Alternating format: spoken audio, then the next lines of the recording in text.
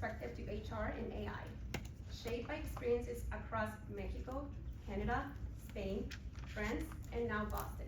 Marcela Guzman was born and raised in Monterrey, Mexico, and after living in 4 countries, she found her home here in Boston in 2021, where she pivoted her career into human resources and earned her master's degree in human resources management from Northeastern University. At Hult, Marcela works hand in hand with senior leaders in Boston's hospitality industry, integrating AI into her daily HR practice, enhance productivity, refine internal communications, and translate key documents for a diverse workforce. But what sets her apart is her commitment to using AI as a tool, human-centered leadership, never losing sight of empathy, and most importantly, inclusion. She is here today to share how can we move forward beyond traditional HR processes and build people strategies that are both innovative and deeply human. At Hult, se habla español. Please join me to welcome Marcela to the stage.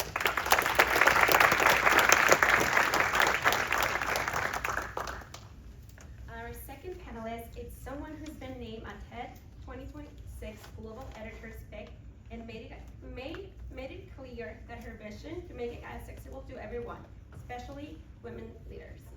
Karen Kelly is a 3-time founder, former CEO and CMO, and a TEDx speaker with over 20 years of experience across technology, healthcare, and B2C businesses. But what makes her perspective so valuable today is her work at the intersection of AI, leadership, and human connection. She is a co-founder of Lunch by Lunch, Boston's first AI community and accelerator built specifically for non-technical funders and executives. She taught more than 100 no-code AI classes, helping leaders build, test, and scale ideas without waiting on a traditional technical teams, proving that the future of work is human first. Karen believes that judgment, communication, and social capital are critical leadership advantages in the AI age. And today, she's here to show us how to use them. Please welcome Karen Kelly.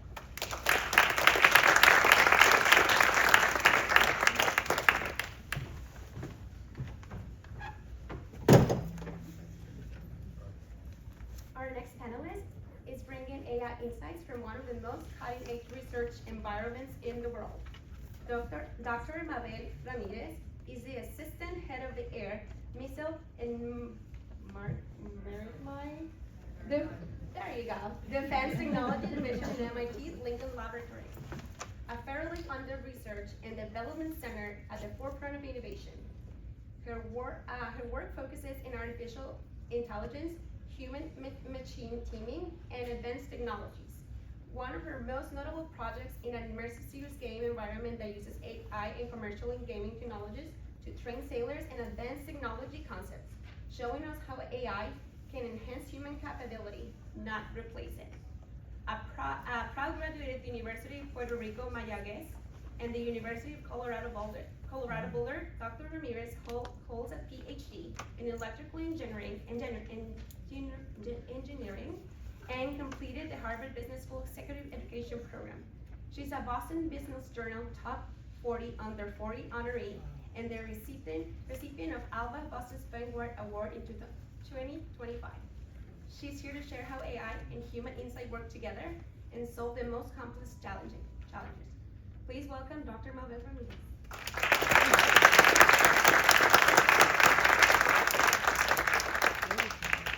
This is an incredible panel that we've assembled here today.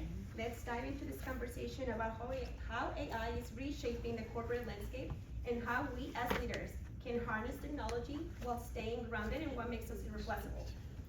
Empathy, ethics, and strategic intuition. Susan, the floor is yours.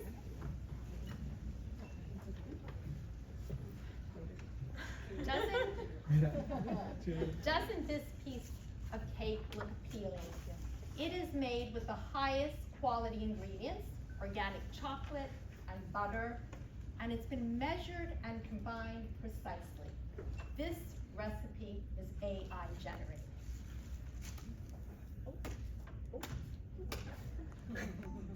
doesn't look very appealing. We wouldn't want to eat this anymore, even though it has exactly the same ingredients. Do you know why? Because it isn't just about the ingredients. It's about our presentation. Let's think about this as leaders. It's about the experience we create. It's about how we care. It's about how we make other people feel.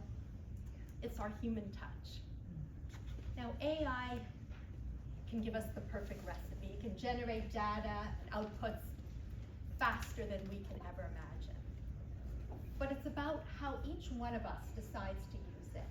That's how we create authentic connection and impact. And there's some good news here. Human skills still matter.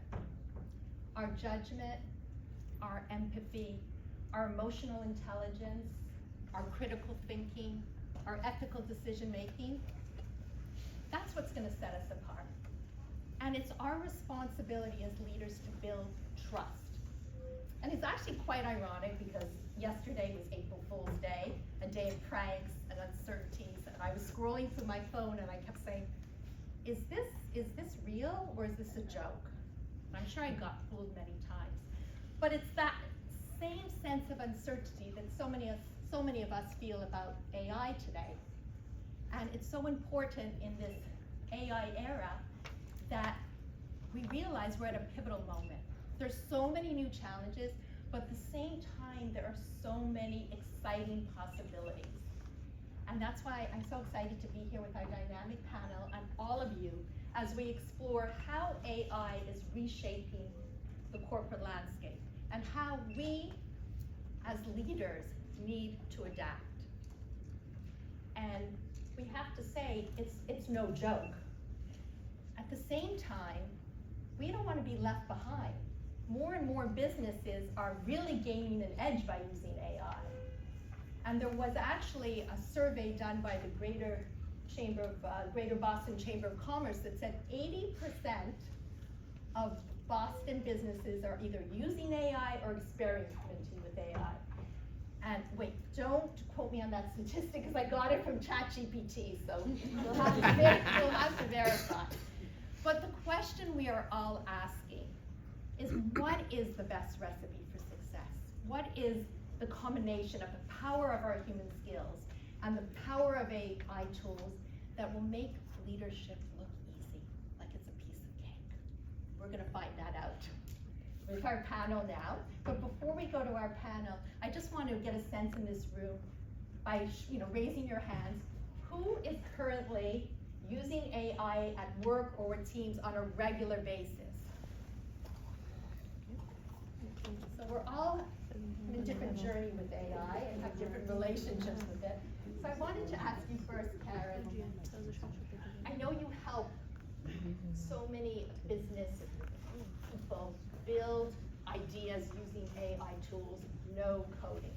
And you started, as was mentioned, I love the name, Launch by Lunch. And I wanted to know what motivated you to start this?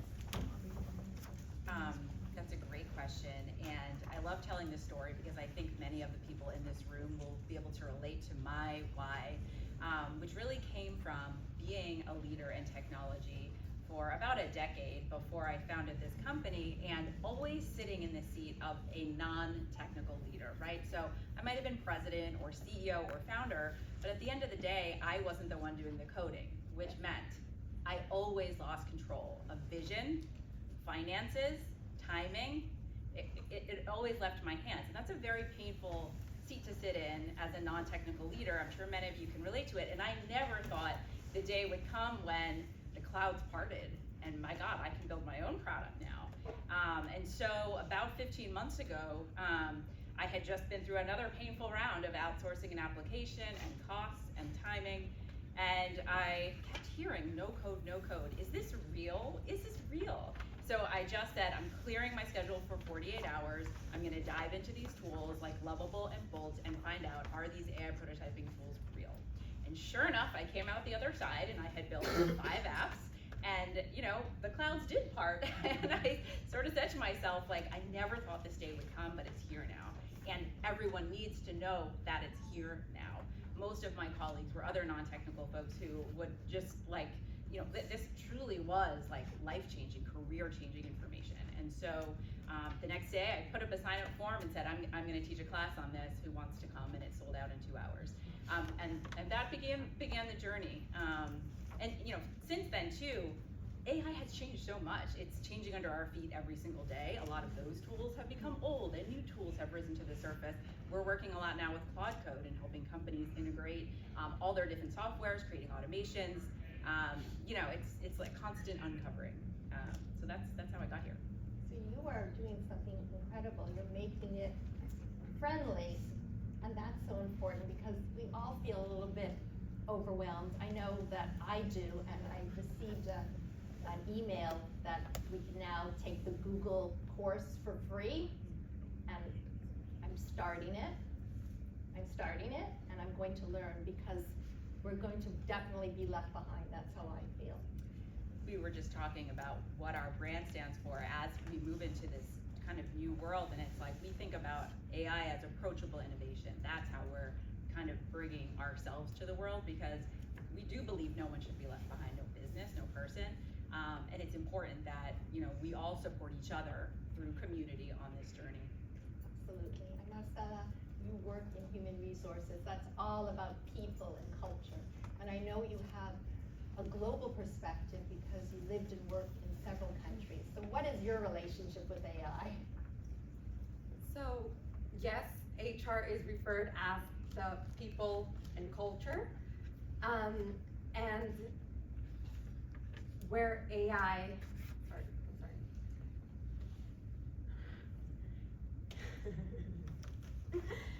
HR is referred as a people and culture, but ever since HR management systems came into the picture, it became people, culture, and technology. So what I'm seeing the most is AI change primarily the technology pillar, and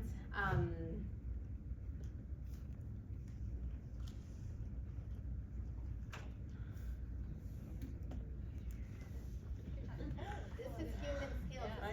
I know, this is is what's real. We much prefer this. But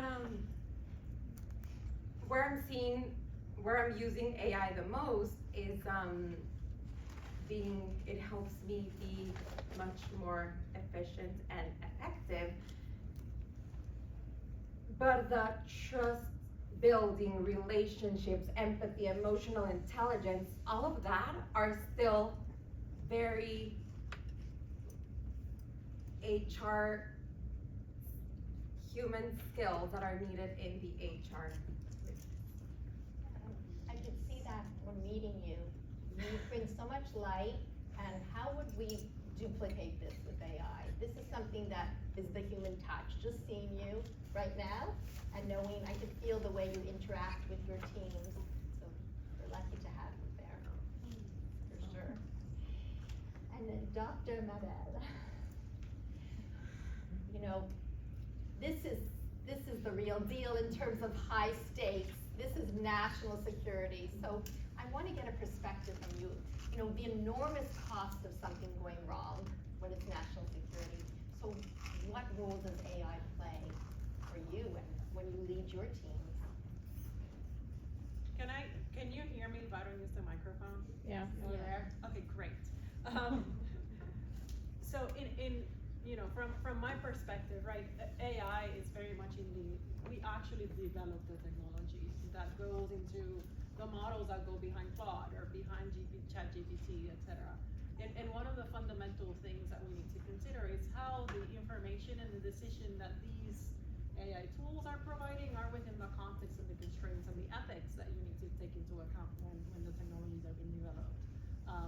In the space of national security, there could be significant implications if the AI is giving you some recommendations that are outside of the bounds of policies. Yeah, I think they're having trouble hearing you over there. Okay. Can you hear me? If I use this? Yeah. Okay. You don't want to miss out. Everything you say is so valuable? So in the space of national security, right, the decisions and the information and the recommendations that an AI tool can provide could have major implications to global stability. So it's really important as we're building and leveraging these tools, we also consider these other aspects, much like our panelists have said, in terms of the human component. There are other pieces of information that only human intuition and judgment can actually augment what AI is providing. Absolutely. So let me phrase this to you.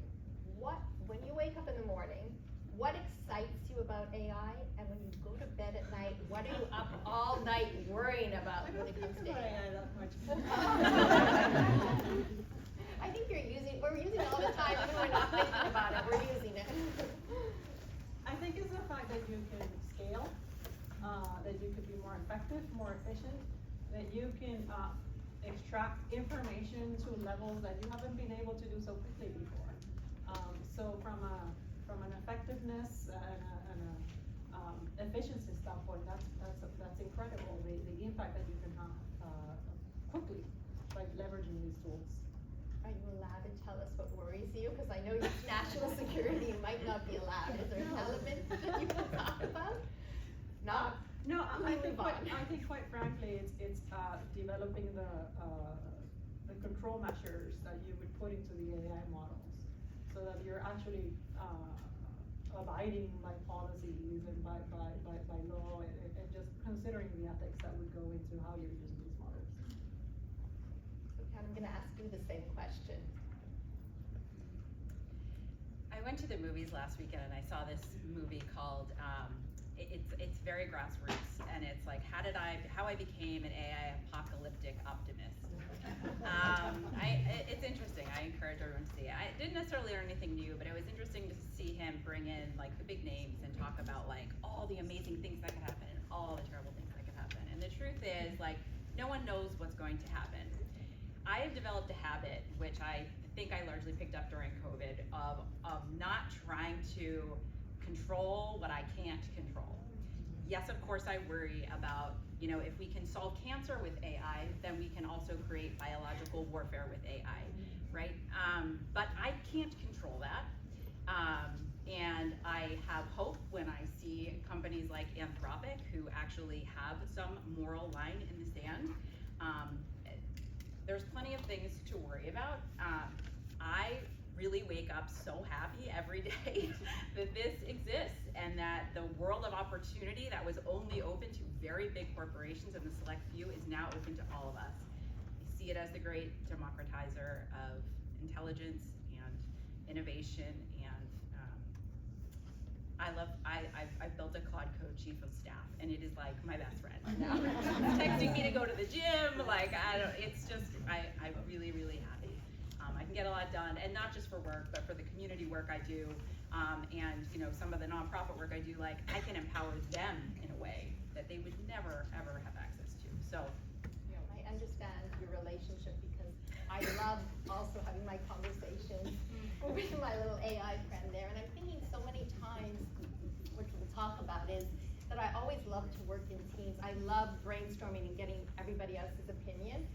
But now I have my new friend here, and I say, what do you think?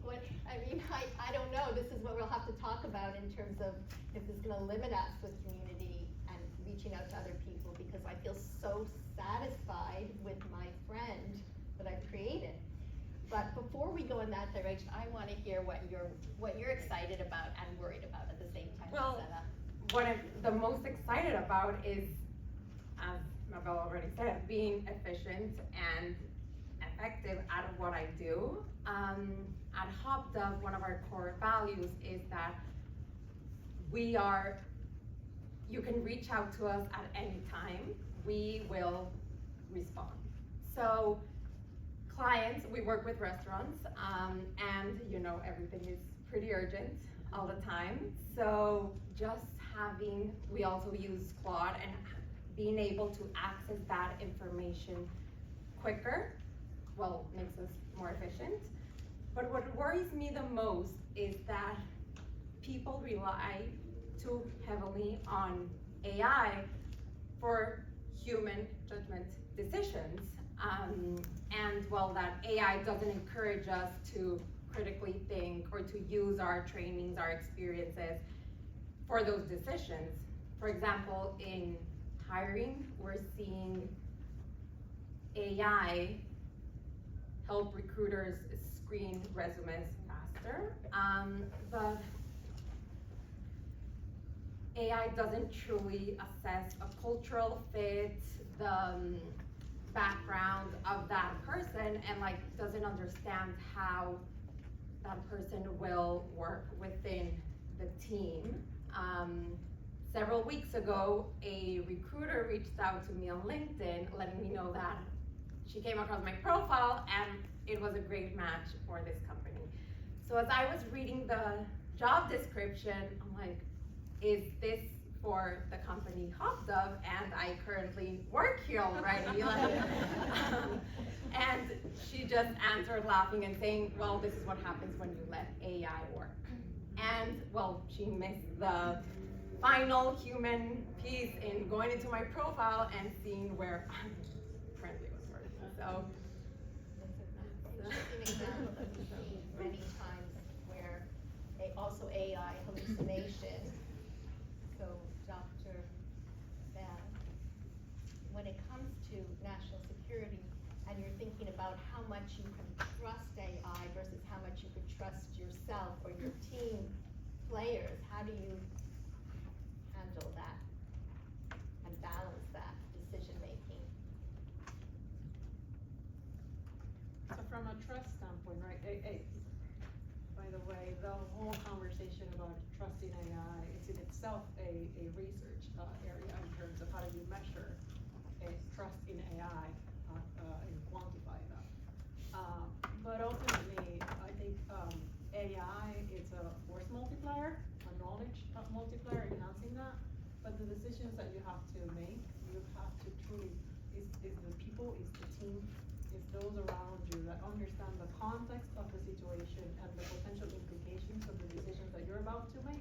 That's the trust. Those are the folks that are really understanding the culture, understanding the experiences that have gotten us to any certain point, and that's that piece, right? AI ultimately is as good as the information you give it.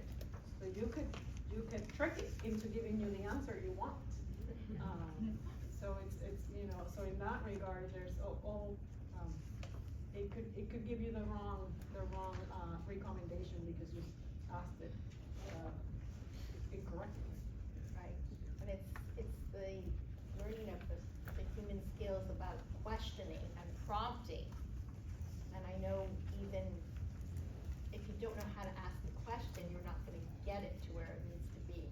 So we're not out of the woods yet in terms of what our human responsibilities are. But in terms of, we said, the human skills still matter.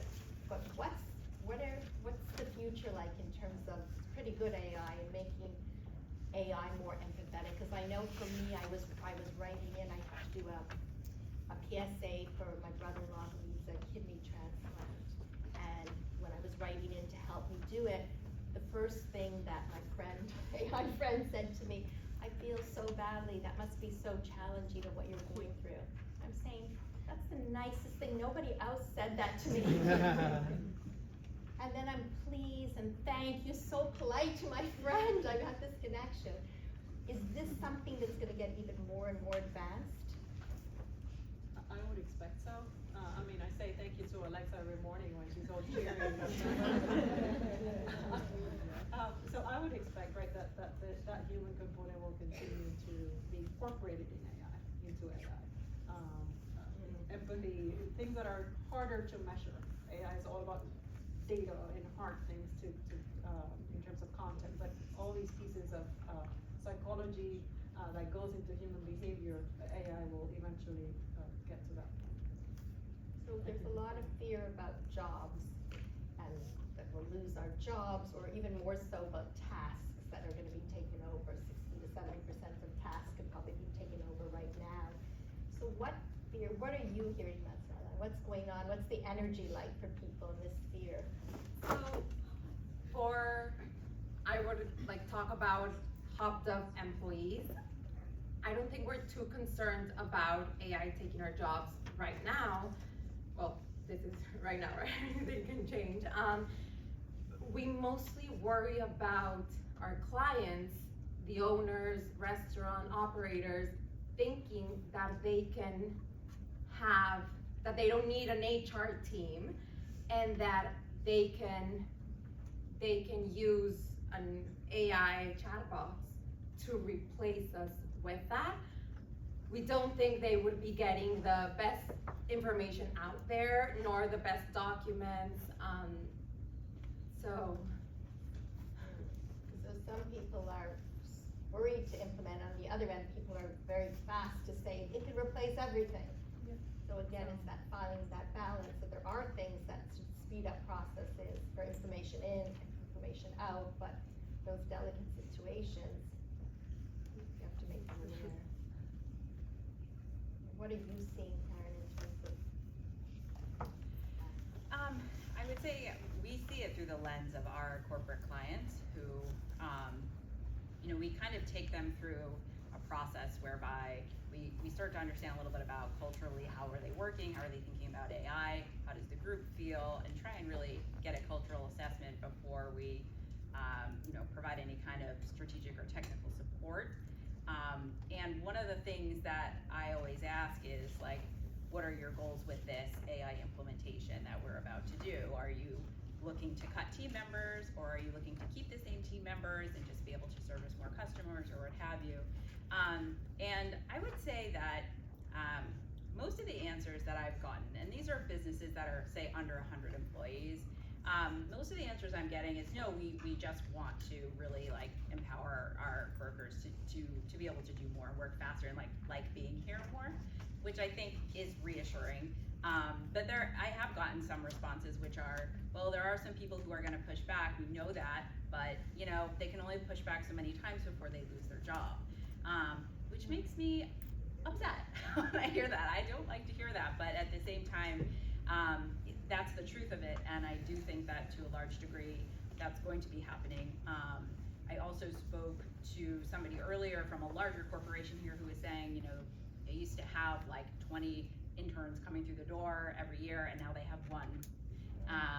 Probably some of that's economic, but a big piece of that is we can really do a whole lot with AI. Of course, the struggle with that level of folks is they don't know how to grade the AI outputs, right? And we get back to experience, the importance of experience and judgment.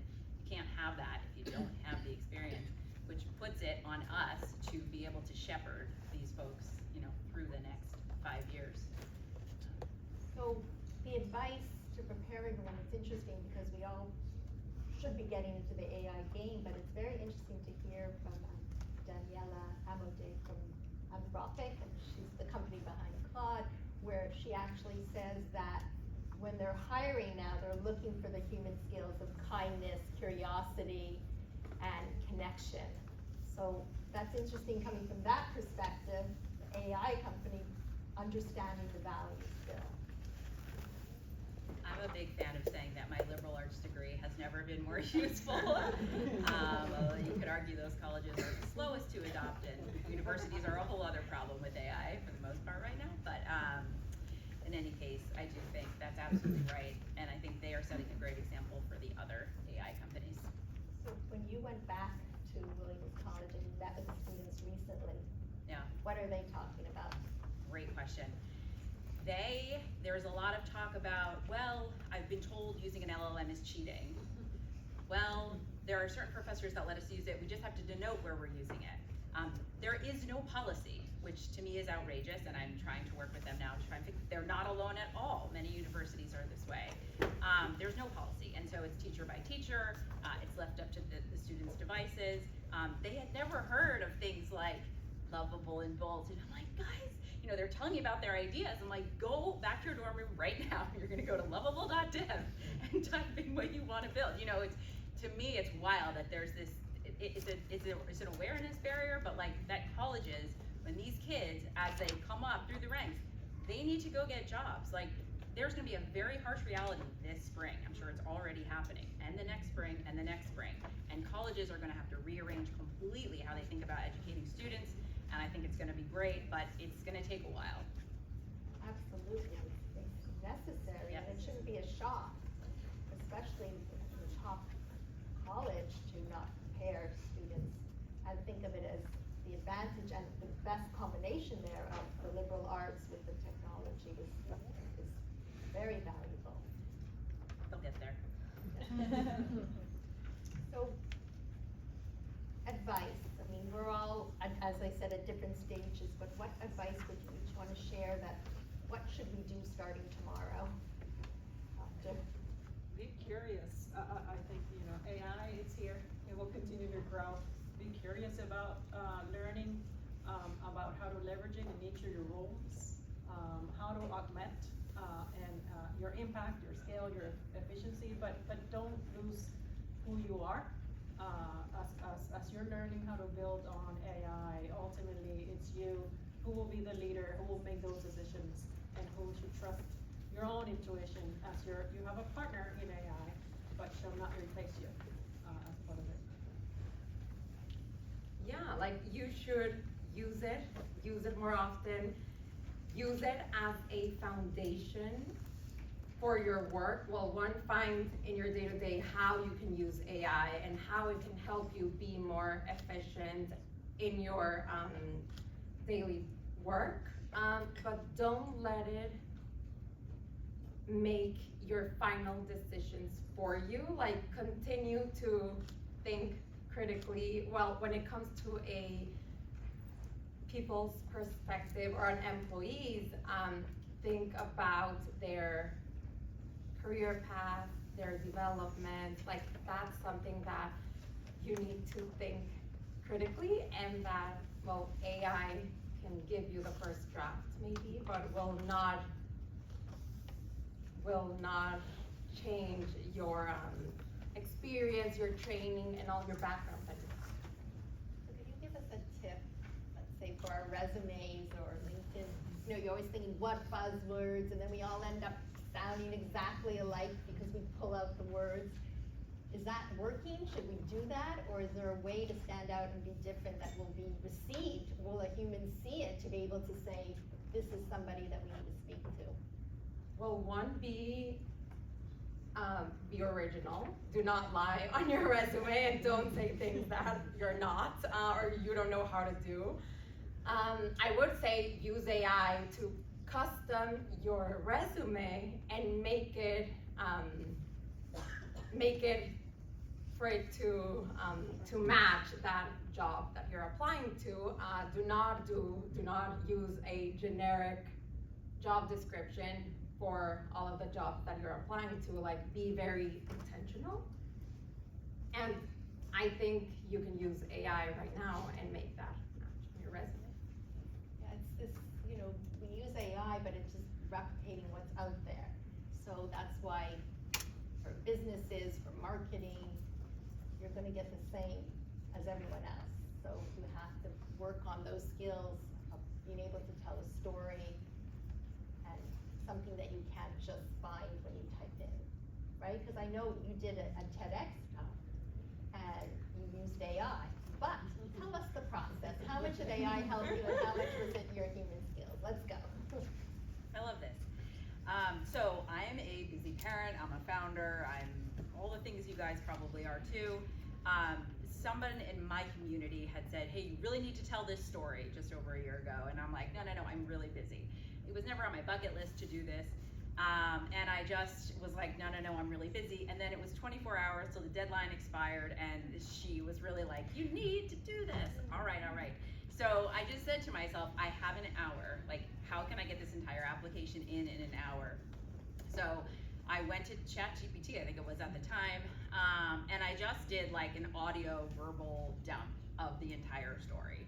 And I just said, okay, help me organize this. I'm applying for the TEDx. Here's the application. These are the forms, the questions I need to fill out. Please help me think about this. And so it organized the information for me. Okay, thank you. Now it's at least broken into parts, beginning, middle, end. Now, of course, it doesn't really sound like me, but at that point too, I'm not writing the talk, right? I'm just trying to give them a sense of what is the story, what's the headline here, why is this important? So took that and just kind of shifted it around a little bit, and really from that was able to get, say, 75% of the way there, right? It's my story, it's my experience, it's things I felt, it's things I did, it's things that AI could never know, that I shared with AI, that it simply helped me organize and create efficiencies around being able to bring the story to the world. And how long did it take you to end up doing this? It is a lot of work. It is a lot of work. It's 6 months of work and coaching and training and memorization, so not for the faint of What heart. about the memorization part? How can AI help us with that? You know, I'll tell you how I used AI with that. It was very light, to be honest, but like one of the things I did was I recorded it, and then I used an AI tool to, like, when I was, for example, driving around in my car, I would play it and say it out loud with it. Or I was at my son's soccer games and I'm waiting for the game to start and I've got an AirPod in and I'm listening to it and saying it out loud. So it was like little ways, but that was really helpful because, again, I'm a busy person. This is edge time. I'm trying to fill in edge time. So I think any kind of learning that you need to do, or things you just want to absorb, whether it's a news article or whatever it is, like I'm a big fan of audio. We talk about this a lot. If you guys aren't using Whisperflow, you should start using Whisperflow. Not affiliated, just highly recommend. Audio tool, you can dictate your entire day, go hands-free, moving from email to Slack to whatever. So those types of tools really helped. Excellent. So I think there's gonna a lot of people are gonna be writing books now, right? It's gonna change Yes, it everything will. for people that Yeah. can whip things up that you never dreamed of. And even for entrepreneurs who have an idea that were always held back because the hardest part was getting the product, and then that's where it costs money to be able to get the coding and so forth. And now I know I came up with an idea. Should I tell you what it is? All right, who would take this? But what fun it was is because I didn't have to do any work. It's just a hobby, thinking of an idea, and then I got them to give me the whole where I can get it, how to make it, this and that, and then I just sent it off. It was just whatever will be, will be. So I'll tell you what it is, and we'll have a raise of hands because I don't know if I should invest time in this. But you know when you're eating your meal, okay, this is also good for restaurants. You're eating your meal, and as you're eating it, or you're entertaining, I think it's more entertaining. Because, well, maybe I should start off with the problem, because to pitch, you always start off with the problem. So the problem was, I had invited a guest to come to dinner, and I had served steak and potatoes and broccoli, and as she was eating, we were enjoying the meal, we had wine, it was taking time, she said to me, do you mind, can you heat this up? The meat, I want to have more, and everything was sitting for a while, and I said, certainly, and she said, you could just put it in the microwave. I said, no, I don't want to ruin the phone. I'm going to put it into the oven because I don't want it to ruin. And then we continued on, and then she asked again for more food, and I'm, okay. So I said, no worries, I'll go put it in the oven. Anyway, then there's questions about types of behavior, and if guests are going overboard, but I like to please, So I thought of this idea. It's called Hottie Plates. And you have a little device that you charge, and you put them under each plate when you serve, and your plate will stay warm for 2 hours, and the food will stay warm. Is it already invented? Are you going to tell me? I looked it up. I tried to search it, but AI didn't give it to me. I asked it over and over, does this exist? It's funny because I just opened the drawer today in the office and it said water. It's a mad worker. Mad food worker. It said label in there, and it was in a box like this, so it seems like you're rolled over, and it's kind of what you're describing, but yeah. Okay, but I'm gonna brand it all differently. It doesn't have like a Hottie Plates. Come on, we'll work on it. But this is what's going on. I literally got something so professional written out, how much it would cost, where everything in 5 minutes. So why not do this? I would never have invested time because I had a little idea. Is that what you see? What problems are people solving now that they are doing quickly and getting excited about? Here's the thing. Yeah. To answer your question, will somebody pay for it? It's the only question you should ask yourself. And so that's a lot of what I help and coach founders with now, who just come through looking for, hey, what do you think about my idea? The really cool thing is that because anybody can build, and it's out of the hands of the typical builders, you know, a lot of problems that weren't getting solved are getting solved or attempted to be solved by the people. So maybe more on the softer side of things, like social connection, you know, technology for parents, this type of stuff that typically it just is sort of getting left to the side. However, that's always the first question, because that's where the judgment comes in, right? It's like, of course you can have a business plan in 5 minutes, but is anybody gonna pay you for that? And so that's where I always just say, like, build a prototype, and then the first thing you do is just like, go, because you can build a prototype in 2 to 3 hours. And now bring it to the people and ask them. You need to ask this, the business basics don't change. They don't change. They just make it easier for you to put something out into the world and get feedback and iterate. And that's why I used all of you humans to tell me if I should do my audience.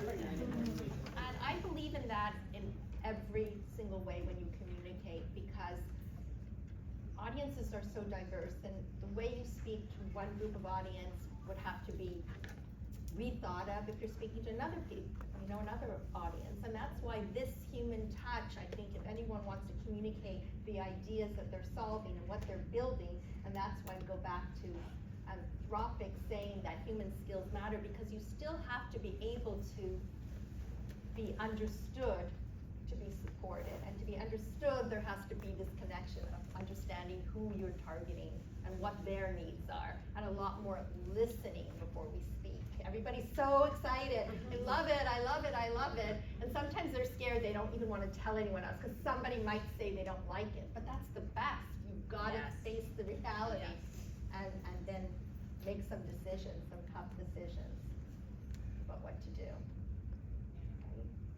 So in terms of,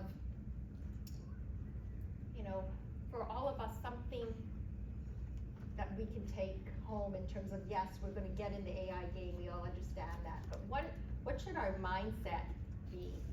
Because everywhere I go now, this AI has become such a, you know, a topic. You can't really talk about anything unless AI is involved. And I even say that, and one of the things that I do is I mentor small businesses and entrepreneurs through Boston Business Mentors. And when people come with their problems and they want help, we always have to first talk about, well, what can AI do? And this is what you're talking about, that it's no longer only the big companies that have the capital, the people that can invest in it. We are able to use it, and we should use it. So I think it's about mindset. A lot of people are scared. It's not for me. It's not, I don't think this is something I should use. But in terms of the practicality, okay, so now we're telling everyone, go use it. But how do we get more specific when we say go use it? I actually think the best way to approach it is to grab a buddy and say, like, someone who maybe thinks along the same lines as you, or maybe they're a little bit further ahead and they've done a little more exploration, and just kind of say, hey, like, it seems like this is something that's maybe worth exploring. It doesn't mean we have to become power users or use it every day, but like what do you say we try like one new thing a month or a week or something? But I think that's a big part when we think about community, and we think about bringing everybody together, and we think about kind of mass adoption, because it is going to happen, and also why we built a community as part of what we do. It's so that people have other people to lean on, to look over their shoulder, to share their feelings, good or bad, about all of this. So I think just grab a friend, tap a friend. I love that connection. At the end, it comes down, for AI, you need a friend. Oh, I love that. And for final thoughts?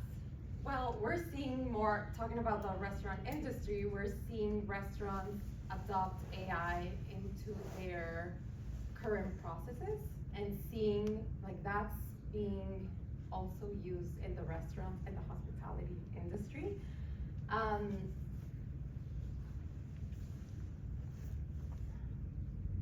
Yeah, I lost my thought there, but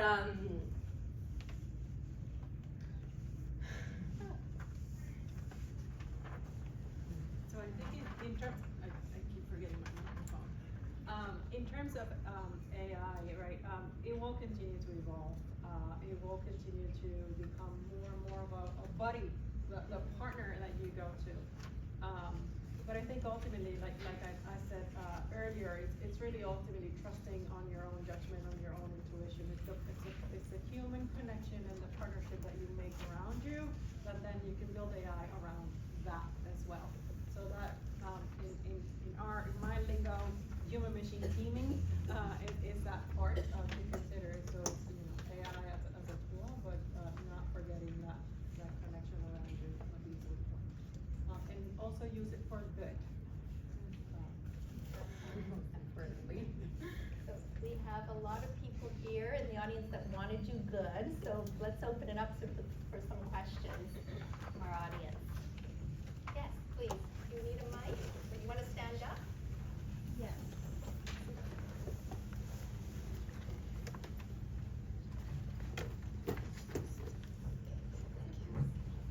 Hi, I'm Brenda.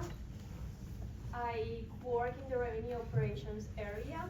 So basically I integrate AI to increase revenue in my company. And I'm very concerned because for the past 3 years, we've been doing a lot of progress, like reducing times, increasing revenue, etc. But my concerns is about the maintenance. At some point, we've built so much things. When things start to change, how are companies going to do the maintenance of so much processes AI related? That's basically my question. Like, how do you envision that? Would you like to share? We can all take a whack at this. It's a lot to think about.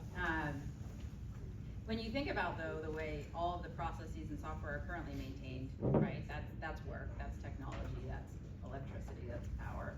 I think one of the reasons why right now we're starting to see real wholesale adoption of AI in companies is because there are now tools that can actually kind of span the entire business.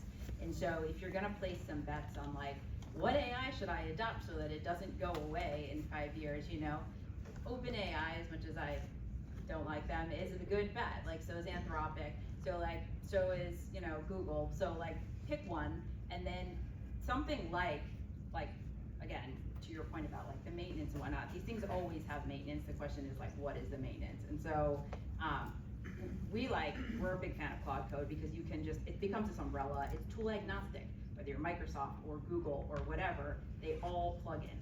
So you change out a vendor, you can change it out. It's not a big deal. And so those are the types of tools that are, I think, appealing from the perspective of, all right, how do we take the whole company forward together and do it in a way that feels like we're not making some huge mistake that we're gonna have to rip out in a year.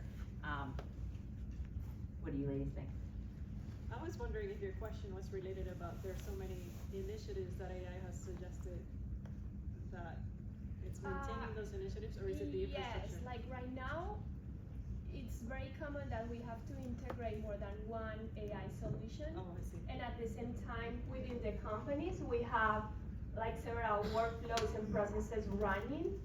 And like the things are changing so fast that at some point everything will be so different and we'll have like to rebuild things again. So it's more that, like. I think that the earlier point of really looking across what commonalities exist in terms of the tools and the initiatives, and then creating that the foundation that's common, so you can insert new technologies as they come in. Think about it as a prototype. You're inserting new technologies into this baseline that you have, right? In terms of choosing the different initiatives and picking out of those, I think that's bringing back the human aspect of it and considering as the organization what's ultimately the strategy that you want to get to, and then really prioritizing across those with the information that AI is giving you, but really using that piece to pick out what matters for your company. Any other questions?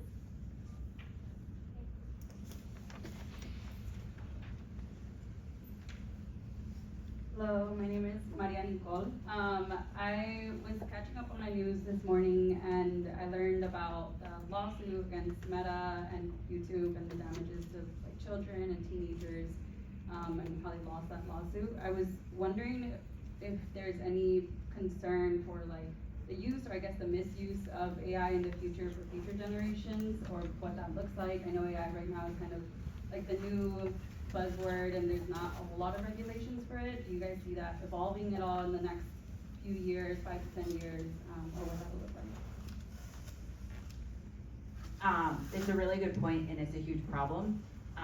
The problem is that we have all these AI companies all racing towards the same finish line now because they started in a place where they were all in agreement that we would use it for good and we would have these harnesses in place, and now we're not. And so it's kind of worst case scenario from that perspective. You don't want 3 horses in the race running as fast as they can towards whatever's next. That being said, I love that the way that lawsuit turned out. I was so thrilled, and I will also say that they just had to shut Sora down. Meta is company Sora, which is a video, because the deepfakes it was so controversial, it was so realistic, it also wasn't making them money. That's really the big takeaway there. But it did force them to shut it down, which was good. There needs to be some kind of coming together of the larger companies. Also, I would say of countries leadership, and taking this step above when we think about warfare and everything else, like some kind of global agreement about these things. That would be, I think, really the only step that will kind of start to wrangle a lot of this, which is, yes, kids and videos, but also this race towards really money, but power. I think in HR, like we're seeing if people ask legal questions to AI, you'll see how they give you an answer, but it will say, ask a attorney, like don't use this as a solution. So that's something that's also coming in. Very good way to end in terms of making sure that we're careful, that we have to not get too excited, that we have all the answers, that we still need to use our judgment. And I want to thank each one of you that we actually did something very human. We came here, we saw each other, and we got all together, and this is what it's all about, and it's going to continue to be this way because we're going to want it to be this way. It's going to be a choice that we make, right? As I said, we each get to decide how we use AI, and the human part has to be the star, right? Star to the humans. And all of you, thank you so much.